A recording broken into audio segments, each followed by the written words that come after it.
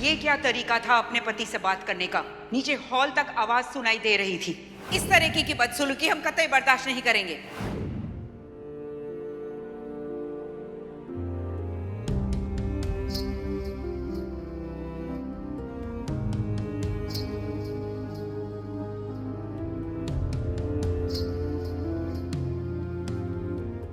राजमाता, आप अभी तक सोए नहीं?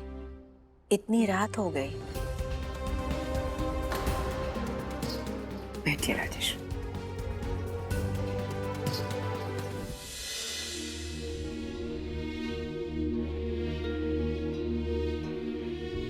जब जिंदगी में अंधेरा ही अंधेरा छाया हो, तो फिर क्या दिन और क्या रात।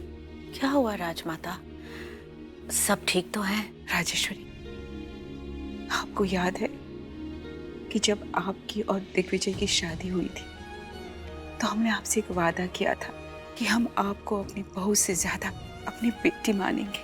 लेकिन हमें पता ही नहीं चला कि जिंदगी के रफ्तार में हम कब अपने वादे से बेईमानी कर बैठे।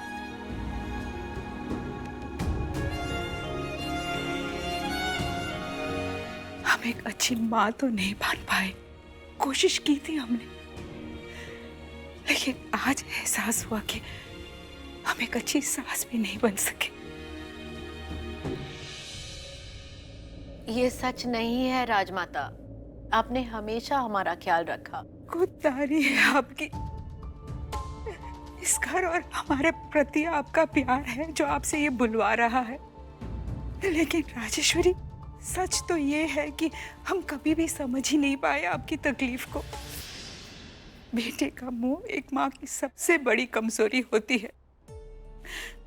इसलिए जब हमें पता चला कि दिग्विजय तकलीफ में है, तो हमने मान लिया कि इस तकलीफ की वजह आप ही हो। हमने कभी ये नहीं सोचा कि आप ये तकलीफ में हो।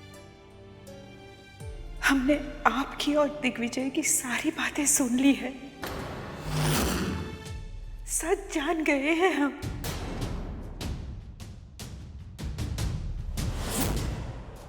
हमें लगता था कि हमने अपने परिवार को समेट कर रखा है, लेकिन दुख हुआ आज ये जानकर कि आप इतनी बड़ी बात हमको नहीं बता पाए और आप अंदर ही अंदर घुटती रही।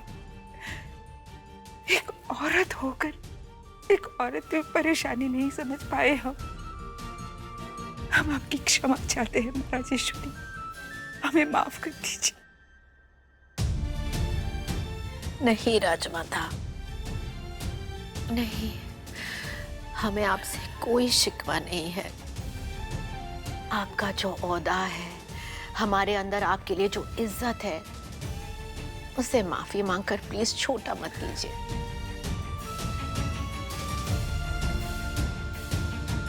आंसू पोंछ लीजिए। आपकी बहू है हम, और हमने हर कठिनाई को सर ऊंचा करके बड़े गर्व के साथ सामना किया है, और आज भी हम पीछे नहीं हटेंगे। रजावत परिवार की इज्जत कायम रखना हमारा धर्म है। आप तो सच जानती भी नहीं थी। आज भले आपको सब कुछ सच सच पता चल गया, लेकिन प्लीज राजमाता, इसके बारे में दोबारा हम इस घर में बात नहीं करेंगे। इतना सब कुछ सहकर भी आप अपना फर्ज अदा कर रही हो, इस घर की इज्जत बरकरार रख रही हो। आखिर किस मिट्टी की बनी है आप?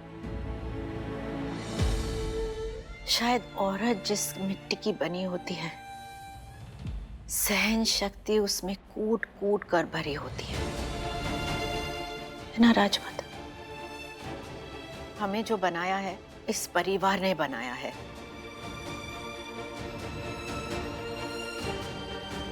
चलिए अब सो जाइए राजमाता, देर हो गई है।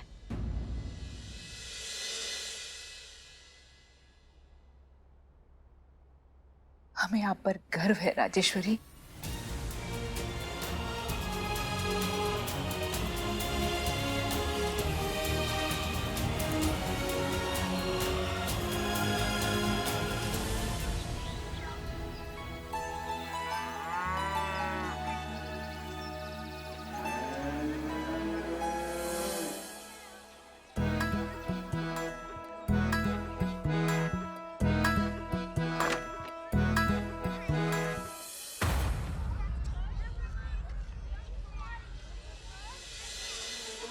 हाय माता रानी, डॉक्टर साहब का ऐसे ही सो गए बाहर।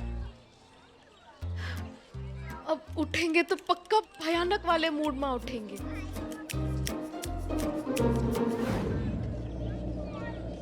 इतना उछल उछल के नाचे थे, थक गए होंगे बेचारे। उठाए कि ना उठाए,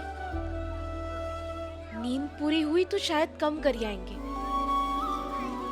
जो होगा देखा जाएगा, उठा ही लेते हैं।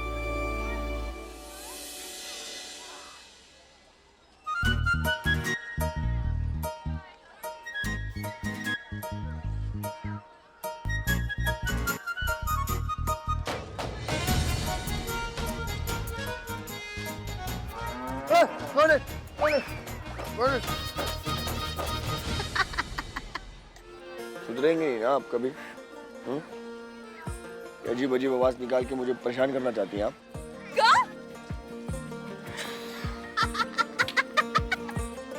अब आपको भैंसिया लगता है क्या डॉक्टर साहब?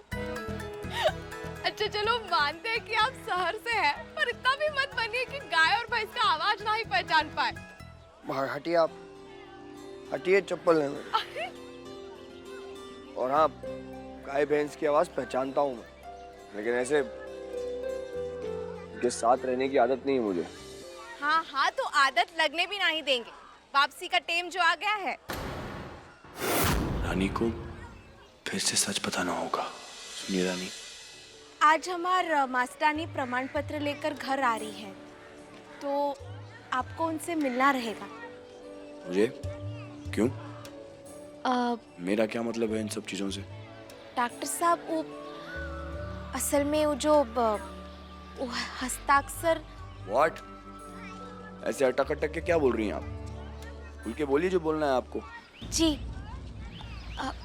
वो जो प्रमाण पत्र लेते टाइम हस्ताक्षर करना होता है ना, उमा पिता और पति ये दोनों का ऑप्शन होता है। अब बाबूजी तो ना है, तो इसलिए वो प्रमाण पत्र लेते टाइम हस्बैंड वाला कॉलम में आपका हस्ताक्षर लगेगा। आप कर देंगे ना? क्योंकि अगर हस्ताक्षर नहीं किए तो प्रमाण पत्र ना ही मिलेगा।